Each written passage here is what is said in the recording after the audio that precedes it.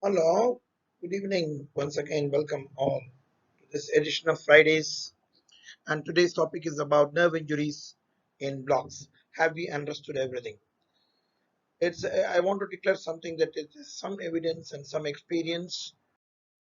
And whenever I talk anything on academics, I put a big salute to the legendary teacher of 2 centuries, Professor Ravi Shankar, who is currently the director of e-learning in Mahatma Gandhi Medical College and Research Institute. So, how to approach this topic? What is the incidence? Actually, what is its definition? What are the factors or what are the possible risk factors? What is the pathophysiology? How can you prevent it? And what's the treatment? If you go and see the factors, high risk factors, and prevent it, it becomes some sort of prevention and treatment. So, what is our botheration? Now, if you're going to see the incidence, there is so much of variation. If you take some blocks like interscalene blocks, and if you check it next day or within 1 week, and paresthesia alone, it may be 8%. And if you go on permanent damage or something like that, it is 1.5 per 10,000. And there are a lot of variations which lags from zero point 0.5 to 0.05%. For my experience, I have around 300 blocks or 250 blocks per year for around 25 years. I've got one radial injury, possibly in those days of a smash bandage. One case of femoral nerve weakness, which persisted for around 1 week, and both of them recovered normally. Now, in a more recent study of 7,000 peripheral nerve and plexus blocks, the ultrasound, nerve stimulation, US with MS, everything.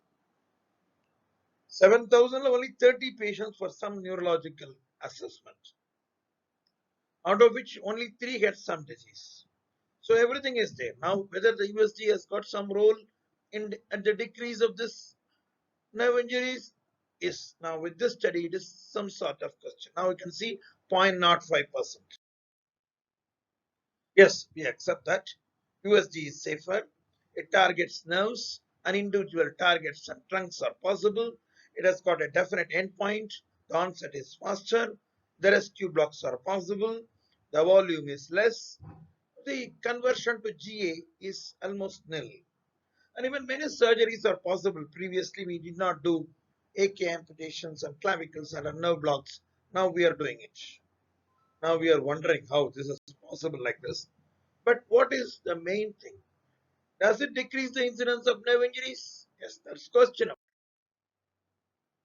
Now, definition. It may be a sensory problem or it may be a motor problem, deficit. It is happening new, but at least the old one has increased significantly. Yes, it includes autonomic cause. How should it last longer? 48 hours, 72 hours, 1 week, 2 weeks. There's a lot of confusion. Yes, longer by what duration? Usually 3 months. But Joseph Neal's complication in regional anesthesia textbook says, yes, we need to target only if there is more than 12 months. Now, where are we? Who studied this topic? Welsh, 380,000 patients. Peripheral nerve injury is 0.03%, and they have concluded that GA and spinal more than PNP. Jacob, 12,200. GA and spinal are same. Peripheral nerve blocks are same. Arroy, 1 lakh cases. GA and spinal more than. Barrington, only 7,000 nerve blocks. 0.5% and 10% is actually associated with nerve blocks. Now, as the definition is not settled yet, because 2 months, 3 months, 2 weeks, 3 weeks, incidence is also so variable. Is it not? Yes. Now, the incidence definition is very questionable. Now we will go into the risk factors. Patients, what are the risk factors with regard to patients? Male, more incidence. Tobacco, more incidence. Old age, more incidence. And diabetes mellitus with neuropathy, more incidence. What's the type of nerve? Whether it has got less vessels, whether it is going to the root, where there is less vesicles. All these time matters. If you go to surgical stretch, tourniquet, is there any vascular compromise? The cast is applied. If there is a local area infection and the position is so abnormal that there is a possibility of stretch. Now, the last, what you call is more important, the anesthetic factors. Single needle or catheter. They say what they say is catheter is more chances of nerve injuries. If you add vasoconstrictors, if you add the local anesthetic in high concentration very close, is there a perineural edema? Is the patient is sedated and given under block under general anesthesia? Now we will go to some classic examples of all these factors. If you take shoulder arthroscopy, we abduct the arm, there may be nerve injuries during portal injection.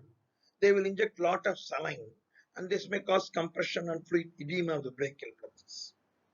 What they say is a mononeuropathy is more delayed onset is more of a surgical cause. Early onset polyneuropathy is more of an anesthesia. Now muscle tone, we all know the muscle tone goes after blocks. Stretch the neural elements because the tone goes off. The nerves in between these muscles will get stretched. Sometimes if you take interscalene plexus block, the 4/5 nerves can get into the gutter, but others may not be. Now you see this is the gutter and the others may not be. You can see the gutter here. Now, what is double crush phenomenon? That is what I told. Diabetes mellitus and previous nerve disease can cause increased incidence of nerve injuries. Now, you can see this is a shoulder. There is a radiculopathy. There is an outlet syndrome. There is a brachial plexus injury. Now, you are giving a wrist block here. This is one crush, that is two crush. Sometimes you are giving a wrist block, but there is a hereditary neuropathy of the median nerve here in the elbow somewhere. So, double crush is a distinct compression or a distinct insult at two locations along the peripheral nerves. So, that is a major risk factor. Now, we give femoral block, position the patient, and then give spinal. Is it not double crush? Now, if you go to surgical, Horlacher et al. In 1617 blocks, 607 has got problems. You see, one third had problems. And 55% out of it has surgical concerns. And if you increase the tourniquet time by 30 minutes, then the risk increased by 28%. That is what Horlacher et al. There is one separate, ill understood condition called post-operative inflammatory neuropathy. Now, we have got an operation done in the hip. Now this patient has got some obturator nerve problem. The hip surgeon has not done anything. It's a separate entity, immune mediated, multifocal, diffuse, surgical may be striking. Now, if you go into sedans, what are the types of nerve injuries? There is neuropraxia, transient episode of complete motor paralysis. No sensory involvement, no autonomic involvement. There may be some secondary mechanical pressure. Axonotmesis means axon is continuity is lost. Maintenance of Schwann sheath. I will come with again with a picture. Now this here also the recovery may be complete. Neuronotmesis. This is the most serious level of injury where there is a complete neuronal loss and the recovery is not complete usually. Now if you see here, this is the endoneurium, fascicle, epineurium. This is the epineurium. This is the perineurium. Now you can see here endoneurium, perineurium, and epineurium. Some people call this space as perineural space. Some people call as. Now we'll go to this again. This is the axon flow is normal, but there is some injury. This is neuropraxia. The axon is lost. It means nerve itself is lost. Again, the picture will come. Now we can see the exoplasmic flow is this is now you can see axon damaged with intact endoneurium. Axon is damaged with intact perineurium. Everything is lost here and there is a complete damage here.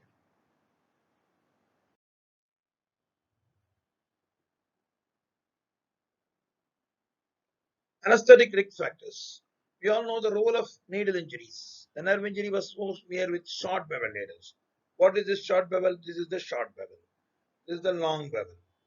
But after injury, healing is better after long bevel injuries because it causes more of transverse or parallel injuries, what they call is nerve sliding. So Rice and Manmohan concluded that even though long bevel needles can cause injuries, but the healing is better. Now, what do you we have already told intraneural injection is dangerous. What is this intraneural? Now we know this is endoneurium, this is perineurium, and this is epineurium. Now, if you give into this space, it is intraneural and intrafascicular. Here also, if you give, it is intraneural, but it is extrafascicular. If you give here only, it is extraneural, what they call as perineural. Now, this is where we have to surround it. So that is this is the definition now, because the definition of intraneural also changes. Perineurium is difficult to penetrate. You have to breach the epineurium and breach the perineurium and give it here. Then it is intraneural and intrafascicular. Or sometimes it may be extrafascicular, fascicle velila, but intraneural. This is a sweet spot of the nerve. You can see this is now if you give it here, the compliance is better. If you give it here, it's very low compliance, high pressure is here. But this is what is the sweet spot of the nerve. Now, if you go into this, this is sciatic nerve, popliteal artery. This is what is the this is the possible epineurium, and we are giving outside the epineurium. So this is the epimysium. Okay, so this is the sweet spot of the sciatic nerve. Other nerves, the technology has not grown very well to find out all these spaces very clearly. Now, can we confirm we have given intraneural? Yes. If we see the nerve will become bigger by more than 15%. The fascicles will get separated. The diffusion of LV will be very fast. All these things make us okay. You are intraneural. All these things depend upon how much good your ultrasound is, how much good is your operator, and how much good your image creation. Now we can see here the upper trunk is swollen slightly. What I have given is only 1 or 1.5 ml of bupivacaine. Now, paresthesia, if we get during injection, then there is a chance of increased nerve injuries. But all these things will disappear after 2 weeks, and there is no clinical change. Yes, zero point 0.5 milliamperes is the ideal thing we are to use in simulation. If you go less, we may be intraneural. If you go above, you may be outside the nerve.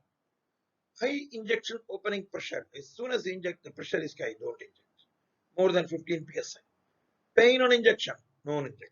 See here how much is the damage. It looks like an electron microscopy, even with needles. Now here is the 0.25. It is possible. If you have zero point 0.2 milliampere slave you get, then you are inside the nerve. Zero point 0.2 to zero point 0.5 you are slightly out. More than 0.5 you are outside.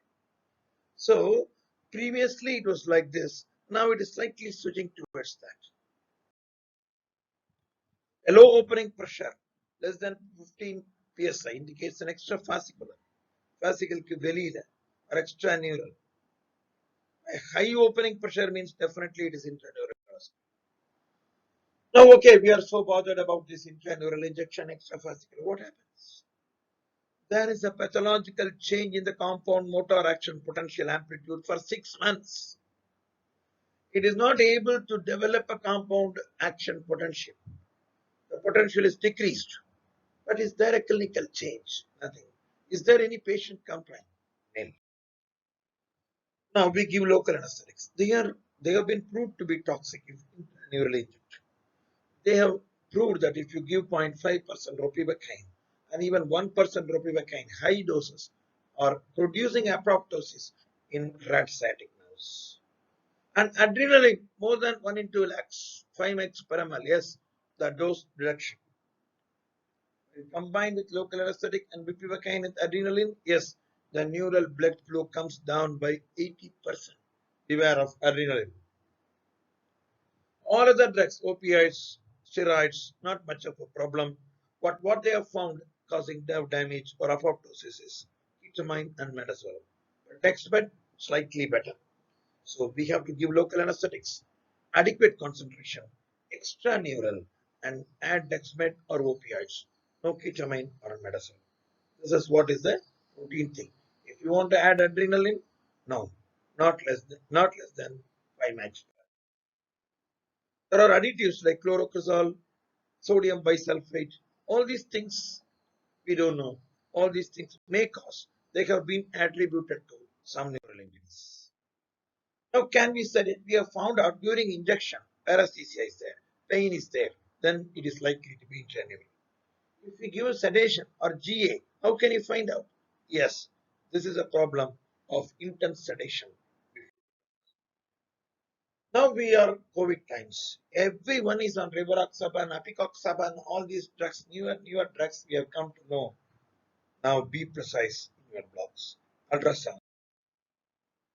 Yes, because we know we are using brachial plexus here. This is a dorsal scapula.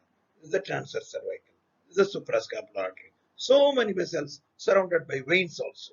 Yes, precarious situation of superior trunk, middle trunk, and inferior trunk.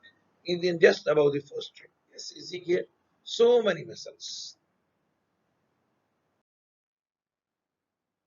This is intrinsic blood supply, and this is extrinsic blood supply of the nerve. This intrinsic is nutritive, and it is not actually responsive to adrenaline. This is the biggest advantage. This is extrinsic. It's not much of nutrition to this thing. Here, full of nutrition. It is not usually responding to adrenaline. See, now there are so many factors we have found out. Age, diabetes, male, tobacco, all these things. Surgical factors. Is there a tourniquet? Is there a surgical stretch? Is there a vascular compromise? Is the patient is on now? There are a lot of other anesthetic factors. Bevel, short bevel, all these things. What is the deficit? Is really due to anesthetists and needles? Is a big question. Now we have injured. What is the pathophysiology? Valerian degeneration. I'm not going to details of these things. 72 hours to 4 weeks. Cell swelling may be there, and the cell death is evident in 4 to 6 weeks. But whatever the progress of degeneration, the regeneration also starts by 1 day or 2 days. Starts by unmyelination first, and then to myelination. Diagnostic evaluation. Examine and document any preoperative deficits. That is very important. Already the patient has got an injury, brachial plexus, radial injury, all these things we have to document. Already the patient is having multiple myeloma or multiple sclerosis or some other neurological demyelinating diseases. We have to clearly document and tell the patient about its risk factors.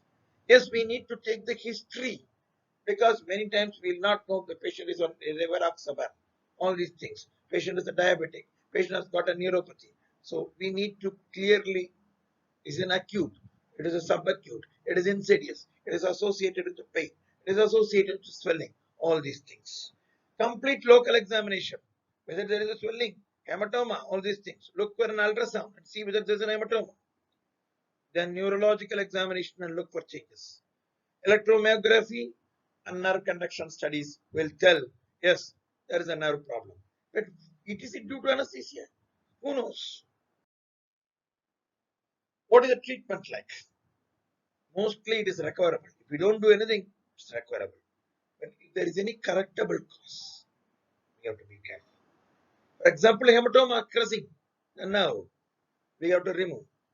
What is the treat limb protection, physical rehabilitation, and exercises? These are the three basic treatments. Yes, we can have neurologic consultation. Yes, if you have infection, then treat with antibiotics. If you have inflammation, treat with anti-inflammatory. Electrophysiological studies can be helpful to diagnose, but whether it is due to anesthesia is still questionable. Neurosurgery consultation usually after 4 to 6 months, but sometimes hematoma, suturing, cutting of the nerves in compartment syndrome, we have to think about them neurosurgery intervention a little earlier. Now, an approach here you can see, is there a deficit? Observe, yes. Is an intraspinal process involved? No, deficit is mild, improving, don't do anything much. And if the deficit is progressing, a surgical exploration. If the surgery if it is not progressing, then follow up with 2 to 3 weeks CMG and 3 to 5 months do physiotherapy and then refer to neurosurgery. This is what I have told. A brachial injury caused by clinical evaluation. If there is hematoma or pseudoaneurysm, surgery. Otherwise, again 3 to 4 months, then the nerve action potentials. A possible simple template focused prior to the block. You see here? Time out, wait for it. Patient level of awareness during the block. Aseptic, you are going to lose out infections on this.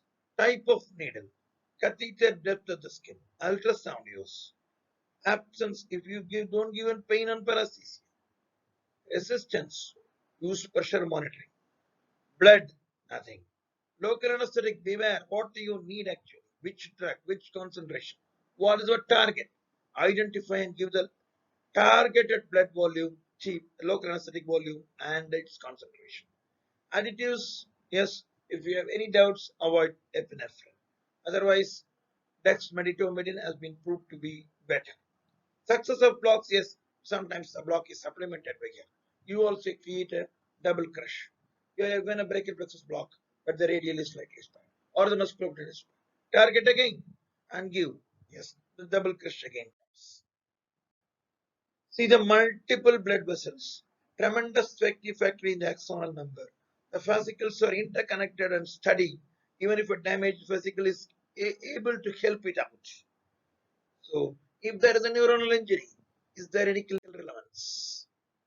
Now, what you see is here a stretched hand, in a smashed bandage, smoking, diabetes, neuropathy, compartment syndrome. All these, there are so many factors. Apart from this, your bevel, your needle prick, your use of local anesthetics, your use of vasoconstrictors, where you are giving these drugs, all these things matters as risk factors to nerve injuries. Now, if you go, the incidence is 0.05% or 5 in 1 lakh, all these things. The anesthesia factors are negligible. A modifiable pathophysiology. Yes, it is modifiable because if there is a hematoma, yes, it can.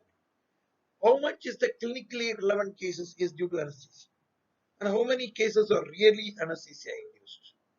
Yes, it's a big headache.